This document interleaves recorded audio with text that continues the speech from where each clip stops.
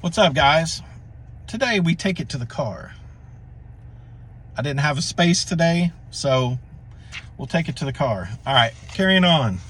Ross Jeffries, speed seduction. All right, so where we left off, we were in lesson 5, designing your state of mind. Okay, so he continues on and says, I had a student come to me who has a special forces veteran. He said, Ross, I'm terrified of talking to beautiful women. I've been shot at, I've been jumped out of airplanes at very high altitudes, and have only opened the parachute just as I'm about to hit the ground. I've been through explosions, and I'd rather be shot at than talk to a beautiful girl, he says. Okay, I was in a form of special forces in the military, and this is comical to me that someone that can do all of these things is afraid of talking to girls and everything else. And let me tell you, this is way more common than most people would believe. It's easy to assume, okay, that badasses like that, could take on anything.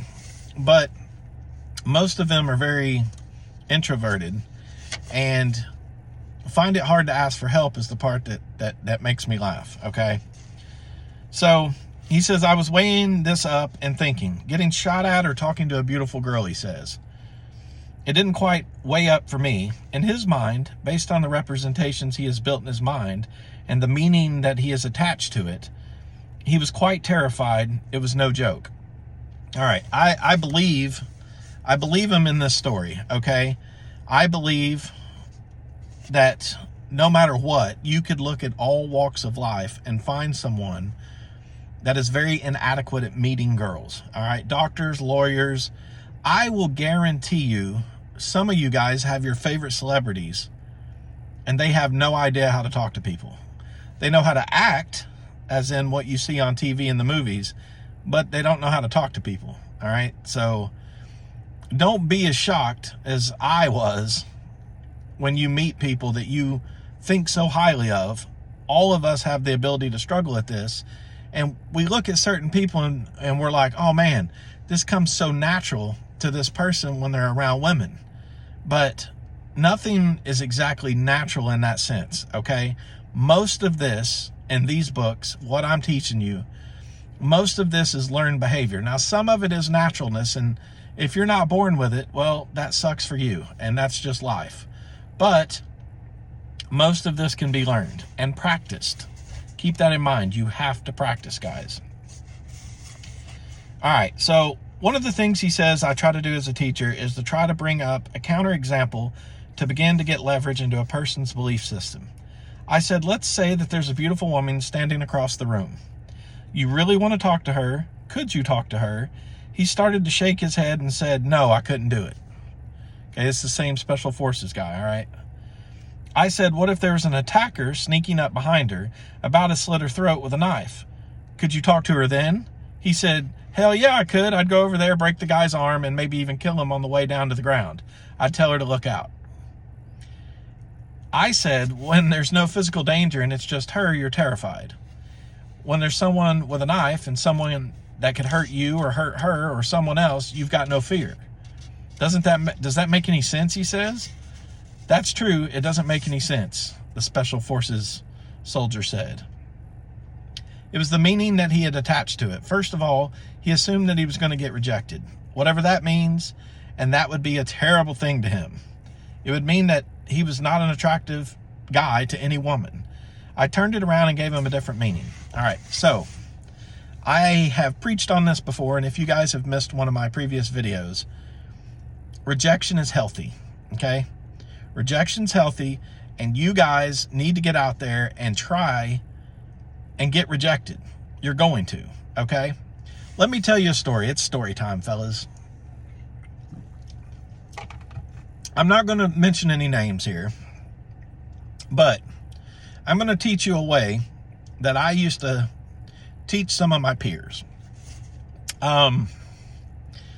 Without giving away too much information. When I was in the military, there was a group of guys, and I was part of a group that was very smart upstairs. We were the think tanks of the military in a sense.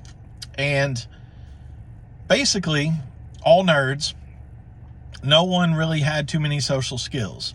I was the outlier that didn't belong there, but I wanted to be there, so I learned the job. Okay, I did have social skills. I did know how to talk to people. I knew how to present myself. I knew how to do all of that. So anyway, after a couple of years, I got to know people. They got to know me. I'm having success with girls. They're not having success with video game people and manga, MAGA, whatever all the shit is that people read and do these days that I don't really understand. Anyway, they want to know, how can they meet girls? And I said, well, how much time do you have to explain this? I said, it would be better, let's go out one night. So I paid a bunch of money for a VIP table at a club that I often frequented. And these guys, I had to figure out what is important to them. All right. And this goes back to what Ross Jeffries is saying, but I had to think, what is important to these guys? And money was the universal thing that these dudes cared about. All right. They loved their money. They were misers, if you will. And I told them, I said, dress up as nice as you can, whatever your nicest outfits is, button down shirts, dress shoes. I mean, all this stuff. I need you to dress up and look presentable. Now, I assumed that some of these guys would look okay. Most would look like trash, but they'd get them in the door. So I had 10 guys that showed up and wanted to come out. I also told them before the night started, I need you to go get $200 and $5 bills from the bank and bring them to me as soon as you see me at the club. So they looked at me funny and I said, just trust me. All right, trust me. Well, they show up. All but one brought $200 and fives. The guy that didn't bring anything, I had imagined, didn't really care anything about this, so I sent him on his way and told him to go the fuck home. He's not going to be a part of the night. Everyone else gave me these stacks of $5 bills, and I put them in all my pockets of my jeans. And I said, okay, here's the deal. Enjoy your night. There's bottle service at the VIP. You guys don't have to pay anything. But in order for you to get your money back that you care so much about, each one of you all are going to have to go talk to a girl. And I'm going to watch from here and see who you guys talk to. And every girl that you go to talk to, I'm going to give you $5 of your money back. Okay? So, quick math. That's 20 girls to get $100. 40 girls to get all their money back. Okay? Now, some of them were like, oh yeah, okay, now I can do it. They're motivated to get their money back. Some of the guys are like, 40 girls, there's no way I can do this. But I had a plan. I knew what was going to happen. I could foresee this from a mile away. To cut a long story short, no one got all their money back. Okay? We're going to start with that. And here's why. Every single person that came out, so all 9 guys, had talked to various amounts of women, none of them totaling 40 per person. And they all went home with someone. All 9 of them. Now, the average was about 10. Okay, it took about 10 tries before they met someone to go home with. Now, here's the funny part. Afterwards, at work, I had little envelopes and I put everyone's money back in there that was left over, that they didn't already get the night from talking to people. Put their name on it. And I walked around work and I'm like, here you go, here you go, here you go. And all of them said, nope, you know what? Keep the money. You paid money for the VIP. Keep the money. That was the greatest night that I'd ever had in my life.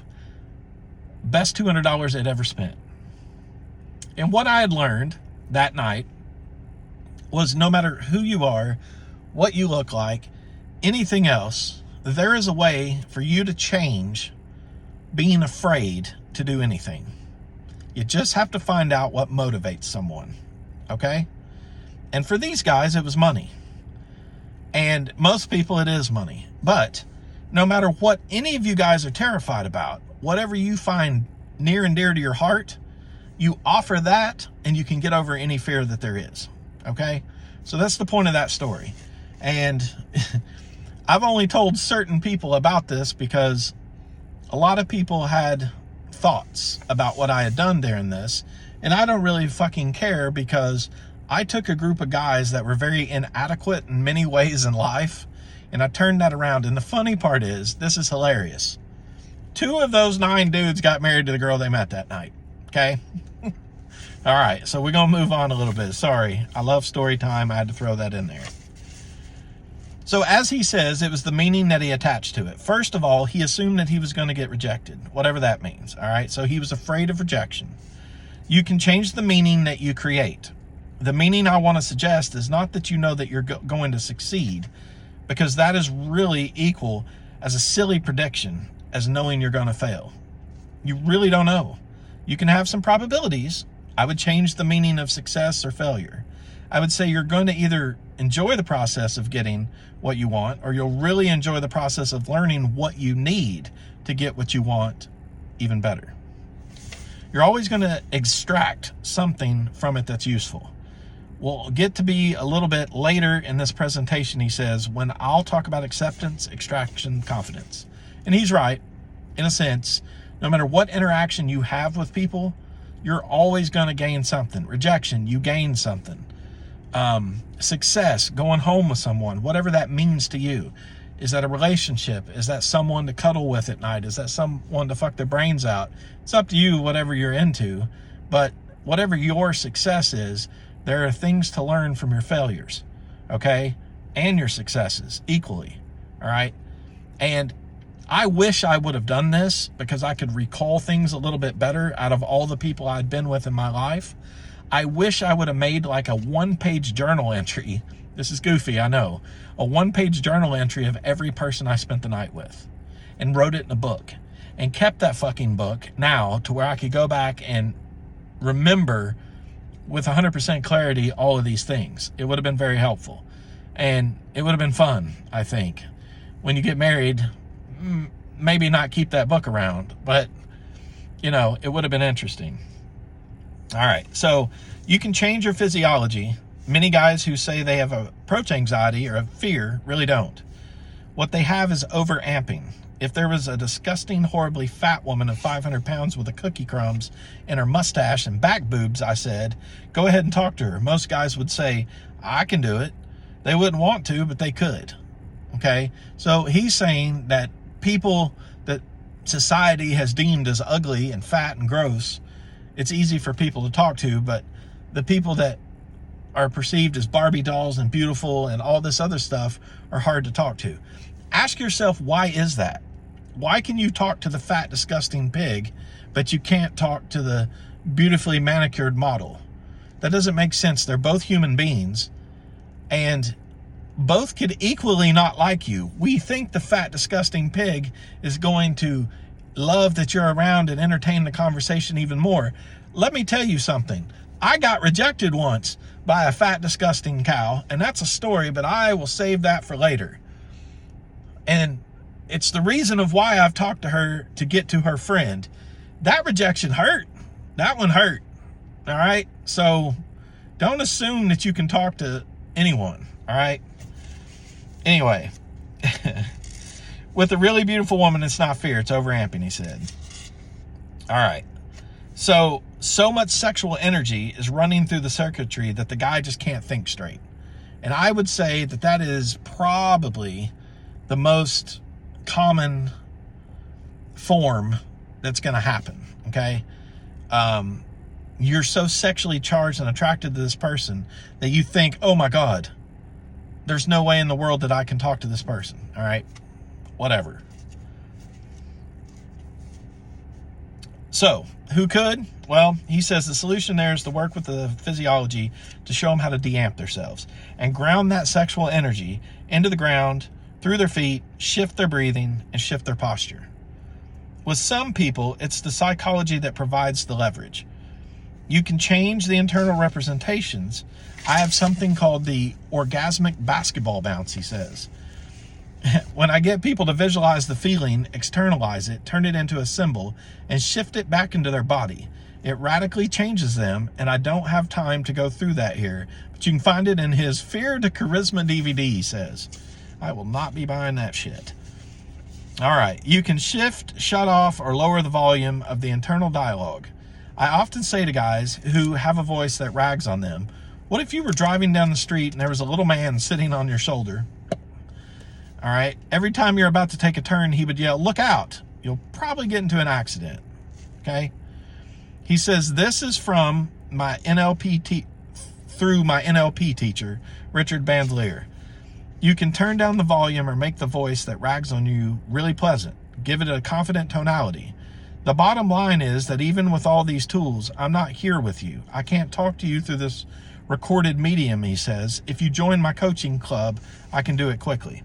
All right, I'm going to end this video on him trying to get you to join some fucking club and all this other shit. All right, guys.